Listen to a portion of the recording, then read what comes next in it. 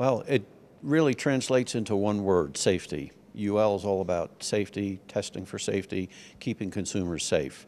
We want to make sure that when consumers go out and buy products, whether they be electrical products, appliances, fire extinguishers, whatever type of product might protect them, that they are safe from the product shocking them, electrocuting them, or causing a fire in their home. So it's very important, obviously, to make sure that you use the products in a safe manner, and when then the products do fail, that they fail in a safe manner.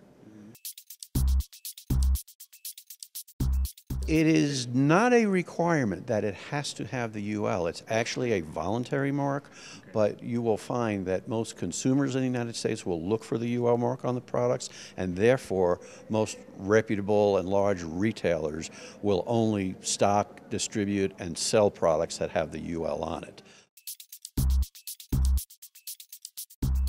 No, it's not difficult at all. Manufacturers can apply to one of many offices that UL has globally around the world. We have offices throughout 90 countries now, and they can submit their product. They can get the manufacturer a copy of the standard, the UL standard, so that they can see up front and before they submit the product what tests and evaluations the product will be tested against.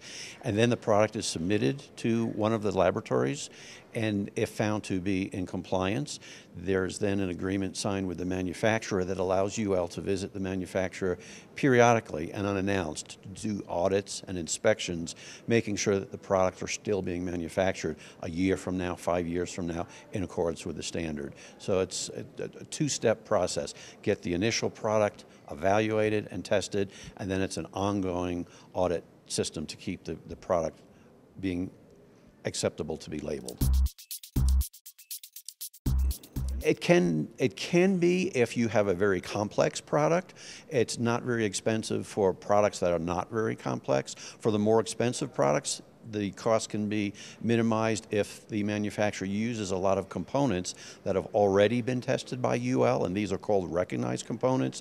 So if they submit something like a washing machine, if the motor and the wire, the printed circuit boards, all of those components have been previously tested as manufactured by other factories, that will keep the cost a lot lower. Two reasons really. First and foremost is the safety aspect again. If a person had a choice to buy a product, a hairdryer that had a UL or didn't have the UL, I would certainly recommend the UL so that they'd have peace of mind in using the product in their home.